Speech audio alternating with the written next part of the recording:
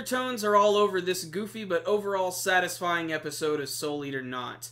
This week's episode was okay. It wasn't good, it wasn't bad, it was somewhere in between. What I did like about this week's episode, though, it was building on the characters of Kim and Jacqueline. They're these two characters that we saw in the very first Soul Eater anime series, and in that series they were mostly relegated to just action scenes, which, don't get me wrong, I thought those were awesome, but what I really like about Soul Eater Not is that they're actually building on these characters, and we actually get to see how they met for the first time and formed their Weapon Meister team. And it's actually our main leading ladies, Sugumi, Mei, and Anya, who actually bring them together. And another thing that's great about this episode is, of course, we get to learn that Kim is a Tanuki witch! This is awesome, because Tanukis are great. My knowledge of them doesn't go too far, aside from Super Mario Bros. 3, and this one weird anime movie I saw, I think it's called Pom Poko. Check it out, it's hilarious. And just thinking of Tanukis makes me, of course, think of that big Tanuki that Anya purchased, which she named Josephine. Does she not realize this thing has giant fuzzy balls? The bulk of this week's episode is getting to see our leading ladies play matchmaker and bring Kim and Jacqueline together. And it's going to be an uphill battle because, frankly, their personalities clash completely.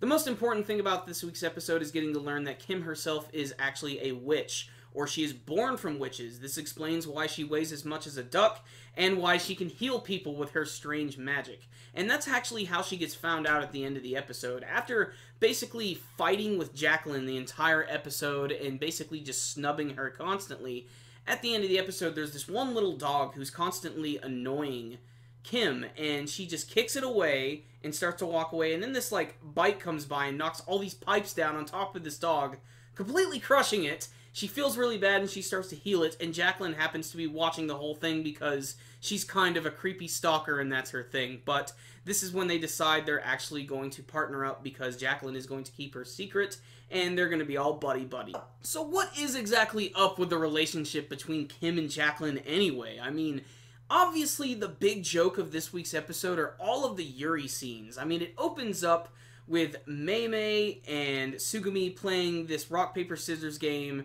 where they end up, like, motorboating each other, and then there's a scene later on where they're cleaning a pool and they're all wearing swimsuits and spraying each other with water, and there's a scene where Mei gets completely hosed down, and I'm surprised they didn't take advantage of this scene.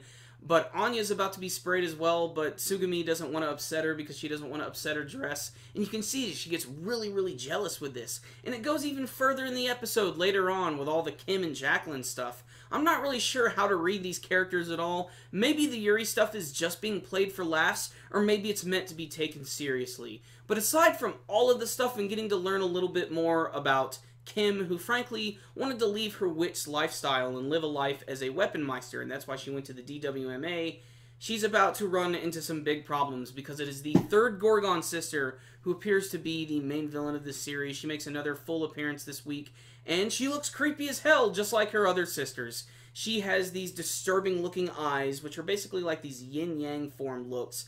And she also has this, like, weird, like, scorpion-like looking ponytail. And I'm guessing that's what her whole animal theme is going to be. You had Medusas being the snake, you had Arachne being the spider, and now you have the scorpion. And I think that's pretty appropriate and pretty awesome. I can't wait to see where that story is going to develop. But otherwise, this episode was pretty good. It had a lot of weird little goofy funny moments, like Kana, the weird fortune-telling girl, blowing into the fan. There was also the scene where they were in the bathhouse and Jacqueline was explaining how to clean hair, and she went really elaborate with it, and Mei was like, "I don't understand any of that!" She was so blissfully happy about all of that, and that scene just made me laugh out loud.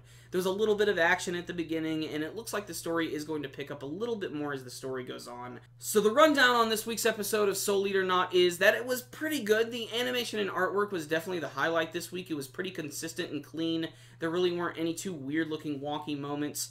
Getting to see Kim and Jacqueline's relationship build up a little bit more was interesting. It was just strange that they devoted almost an entire episode to them and really didn't focus too much on any of the new characters, but I'm guessing that's what they're going to do, because if you see the preview for next week's episode, Death the Kid is back, and it's actually going to introduce the characters of Patty and Liz, and I'm guessing that we're actually going to see, like, when they meet for the very first time, so that's going to be interesting. Maybe they're going to play Matchmaker again, we'll just have to wait and see. But otherwise, this episode was just okay. It still had some pretty funny moments and some cute moments if you're into that type of thing. But really, it didn't do too much for me. But it was still entertaining and had some otherwise decent moments. So I'm going to give this week's episode a 7 out of 10. Check it out. It was okay.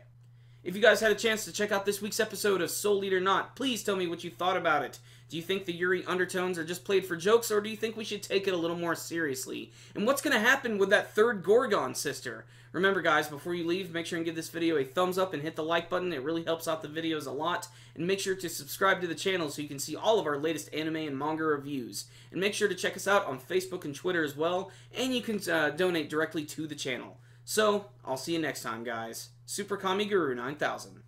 Out.